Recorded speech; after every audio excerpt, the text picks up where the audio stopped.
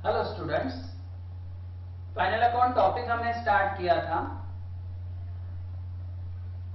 Final account के बारे में हमने कुछ एक्सप्लेन किया था, उसे थोड़ा रिकॉल कर लेते हैं।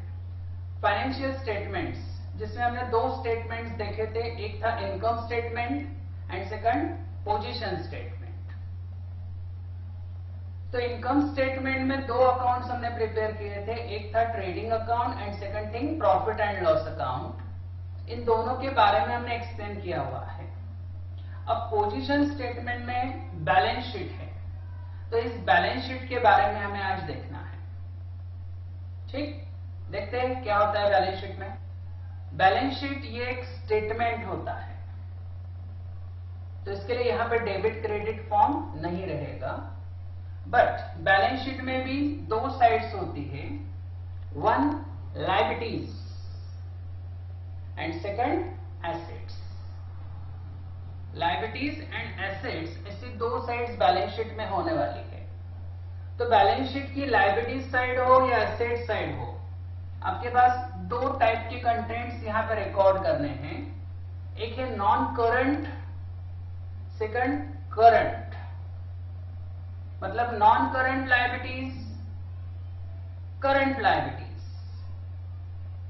और एसेट्स में non current assets and current assets. ऐसे दो दो पार्ट्स दोनों साइड में आपको रिकॉर्ड करने हैं। ये नॉन करंट क्या है, करंट क्या, एक्सप्लेन करेंगे, बट फिलहाल यहां पे लायबिलिटीज साइड हो या एसेट साइड हो, आपको जस्ट टू पार्ट्स याद रखने हैं, non current and current part. ठीक, देखते हैं एक एक आइटम जो यहां बैलेंस शीट में हमने अभी देखे हैं। लायबिलिटीज में जो पहला पार्ट हमने देखा, नॉन करंट लायबिलिटीज, मतलब long term liabilities. Long term मतलब ऐसा लायबिलिटीज जो आप एक साल या उससे ज्यादा वाले पीरियड में पे करने वाले हो। लॉन्ग टर्म टाइमिंग रहेगा उसका पेमेंट पीरियड। ठीक, तो लॉन्ग टर्म लायबिलिटीज में सबसे पहले आता है कैपिटल। कैपिटल मतलब बिजनेस के ओनर ने बिजनेस में लाया हुआ पैसा, ये उसे बिजनेस कब वापस करेगा, जब बिजनेस बंद होगा, और बिजनेस तो बहुत सालों के बाद बंद होने वाला है डेफिनेटली। तो इसके लिए कैपिटल ही आपका लॉन्ग टर्म लायबिलिटीज हो गया, मतलब नॉन करंट लायबिलिटीज। ठीक, लॉन्ग टर्म पार्ट है loans taken from partner. Loans taken, कोई पार्टनर ऐसा होता है जिसके पास एक्स्ट्रा फंड है और बिजनेस को फंड्स की जरूरत है, तो बिजनेस उस पार्टनर से भी लोन ले सकता है। जैसे बैंक में से लोन लेंगे तो इंटरेस्ट देने वाले, वैसे ये पार्टनर को भी लोन के ऊपर आप क्या देने वाले हो, इंटरेस्ट। तो पार्टनर का बेनिफिट होगा, बिजनेस को फंड यूज करने के लिए मिल जाएगा। तो पार्टनर की तरफ से लिया हुआ loan, so loan from partners, या फिर पार्टनर सिंगल भी हो सकता है या फिर एक से ज्यादा भी हो सकता है। Loans taken from bank, bank से भी आप लोन ले सकते हो, ये लॉन्ग टर्म भी हो सकता है या फिर शॉर्ट टर्म भी हो सकता है। तो बिजनेस में जो लायबिलिटीज है उसमें आता है कैपिटल एंड लोन्स टेकन, ये दो लॉन्ग टर्म नेचर के रहने वाले हैं। Now short term current liabilities. Current liabilities मतलब ऐसा लायबिलिटीज जो शॉर्ट टर्म में पे होने वाला है, पेमेंट आपको करना है शॉर्ट टर्म पीरियड में। शॉर्ट टर्म मतलब एक साल के अंदर वाला पार्ट, शॉर्ट टर्म कुछ महीनों में उसका पेमेंट होने वाला है। जैसे क्रेडिटर्स, क्रेडिटर्स मतलब सप्लायर, जहां से आप क्रेडिट में माल परचेस करते हो, गुड्स परचेस करते हो, तो सप्लायर आपको कितने मंथ्स का देगा, 2 मंथ्स 3 मंथ्स, ये तो शॉर्ट टर्म हो गया ना। So current liabilities. Bills payable, उन्हें बिल ऑफ एक्सचेंज देखा हुआ है, और बिल ऑफ एक्सचेंज में हमने 3 months after date, 2 months after date, 90 days something ऐसे कुछ लिखा हुआ है पीरियड, तो ये तो शॉर्ट टर्म है। इसका मतलब बिल्स पेएबल भी आपको कौन सा लायबिलिटीज है, short term liabilities. And outstanding expenses, किसी का सैलरी देना बाकी है, outstanding salary, outstanding rent, outstanding electricity, something ऐसा, तो आप तुरंत अगले महीने उसका पेमेंट कर दोगे, उसकी तरफ से जो आपको सर्विस मिल रही है वो नहीं मिलेगी, करेक्ट। तो ये सारी लायबिलिटीज कौन सी थी आपकी, शॉर्ट टर्म लायबिलिटीज। तो long term and short term, ऐसे दो पार्ट्स यहां पर आपको देखने हैं। सो नॉन करंट मतलब लॉन्ग टर्म लायबिलिटीज, और करंट मतलब शॉर्ट टर्म लायबिलिटीज। क्लियर?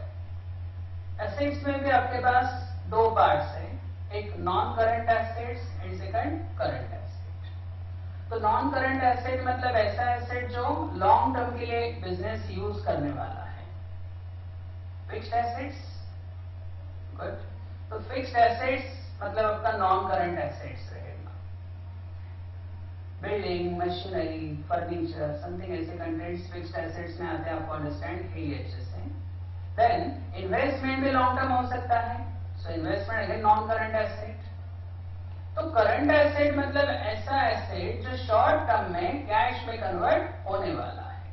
तो ऐसा करंट एसेट जो शॉर्ट टर्म में कैश में कन्वर्ट हो जाएगा, for example debtors, bill receivable, outstanding income, cash at bank, cash in hand, closing stock, ये सारी करंट एसेट जो शॉर्ट टर्म में आप कैश में उसे कन्वर्ट करने वाले हो।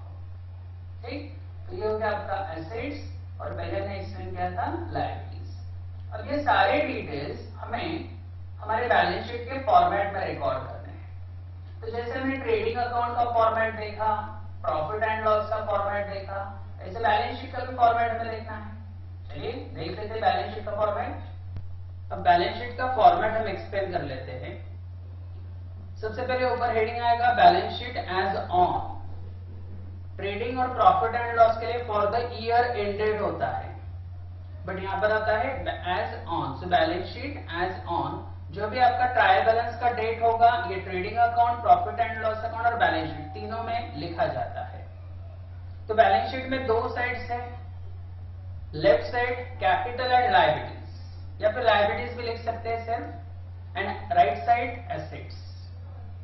तो लायबिलिटीज साइड में सबसे पहले कैपिटल आता है। अब यहाँ पे पार्टनरशिप फॉर्म का है, तो आपके पास जितने पार्टनर्स होंगे उतने कैपिटल्स यहाँ पे शो किए जाएंगे। फिलहाल हमने सिंगल कैपिटल वहां पे लिखा है, वैसे 2-3 पार्टनर हो सबका लिखा जाएगा। तो लायबिलिटी साइड में सबसे पहला पार्ट कैपिटल। इस कैपिटल में बिजनेस का जो भी प्रॉफिट होगा उस प्रॉफिट को ऐड किया जाता है। सो ऐड नेट प्रॉफिट। अगर लॉस है तो लेस नेट लॉस, और कभी इस प्रॉफिट में से कुछ पार्ट ओनर विड्रॉ कर लेते हैं। सपोज 10,000 प्रॉफिट हुआ है, उसमें से 3,000 उन लोगों ने विड्रॉ कर लिया, क्योंकि ये प्रॉफिट है, तो प्रॉफिट है विड्रॉ कर सकते हैं। तो उसमें से कुछ पार्ट उसने विड्रॉ कर लिया for personal expenses, personal use, तो उसे बोला जाता है ड्रॉइंग। तो ड्रॉइंग ये उस कैपिटल में से क्या किया जाएगा, लेस। ये लायबिलिटी साइड में शो नहीं हो रहा है, इसे आप लायबिलिटी साइड नहीं बोल सकते, इसे आप ऐसा बोलेंगे कि इसे less from capital.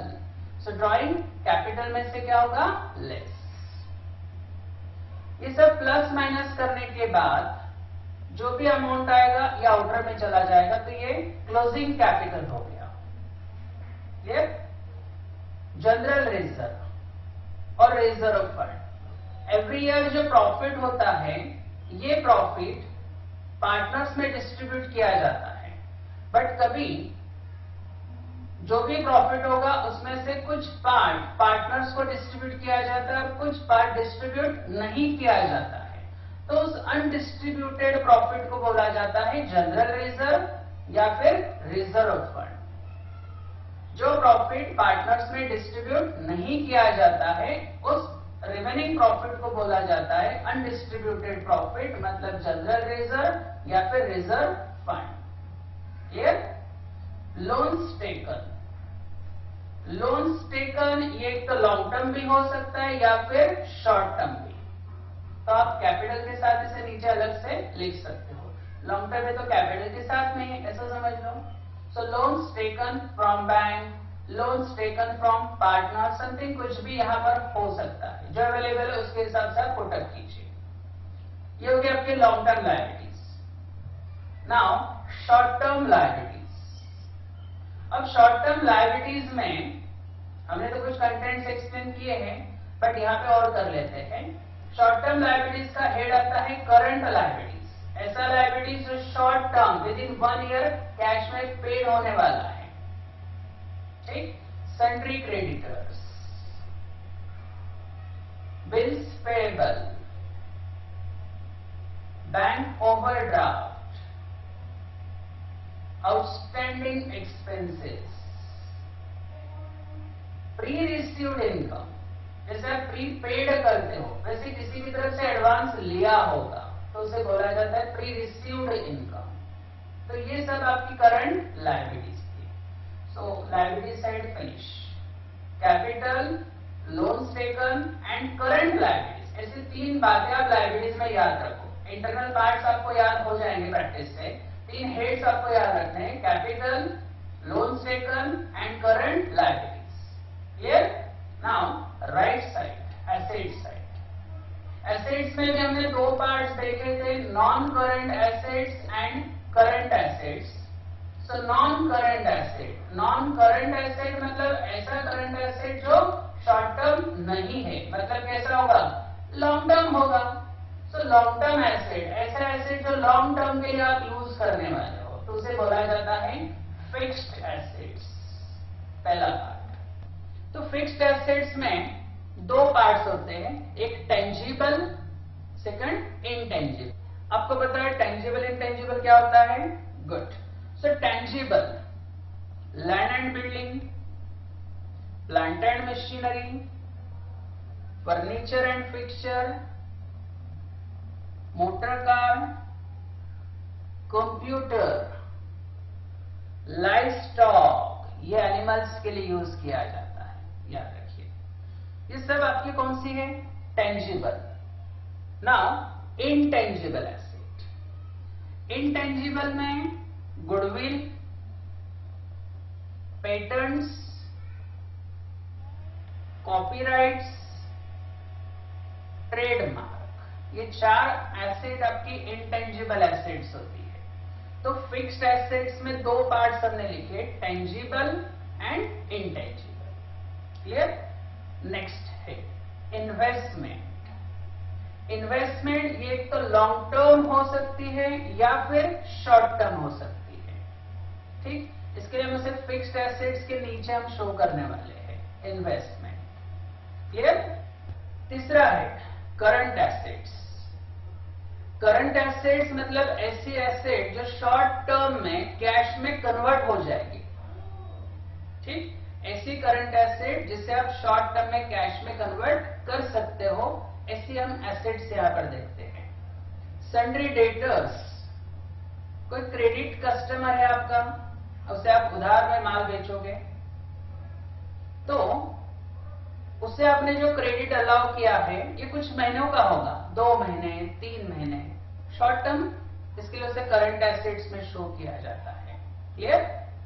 Bill receivable, bill of exchange हमने देखा है, बिल ऑफ एक्सचेंज का सेकंड नेम है बिल रिसीवेबल। एक था बिल्स पेएबल जो करंट लायबिलिटीज में था, या एसेट्स में करंट एसेट्स हेड के नीचे आएगा बिल्स रिसीवेबल। क्लोजिंग स्टॉक, जो गुड्स परचेज किया था बट अभी तक सेल नहीं हुआ है, उसे बोला जाता है closing stock. Prepaid expenses, prepaid advance में दिया हुआ एक्सपेंसेस। आउटस्टैंडिंग इनकम, ऐसा इनकम जो अभी मिलना बाकी है, रिसीवेबल, ठीक। Cash in hand, cash at bank, loans given, जैसे लोन्स टेकन था लायबिलिटीज में, वैसे एसेट्स में आता है लोन्स गिवन। हमने किसी को लोन दिया होगा तो उसकी तरफ से वापस भी तो आएगा ना, रिसीवेबल है, इसके लिए एसेट्स में आता है। Loose tools and last spare parts. Sufficient है? एक्सप्लेनेशन हमने किया है, उतना ही आएगा ऐसा नहीं, और कुछ अलग कंटेंट हो सकते हैं, बट कंसेप्चुअल हम सीख रहे हैं। कंसेप्ट क्लियर रखिए, फिर कौन सा भी कंटेंट हो आप इजीली लिख सकते हो। ट्रेडिंग में लिखना है, प्रॉफिट एंड लॉस में लिखना है, या बैलेंस शीट में लिखना, आपको अंडरस्टैंड हो जाएगा। ट्रेडिंग अकाउंट का हमने बैलेंस फाइंड आउट किया था, ग्रॉस प्रॉफिट या फिर ग्रॉस लॉस, उसे प्रॉफिट एंड लॉस में ट्रांसफर किया गया था। प्रॉफिट एंड लॉस में भी बैलेंस फाइंड आउट किया था, नेट प्रॉफिट या नेट लॉस।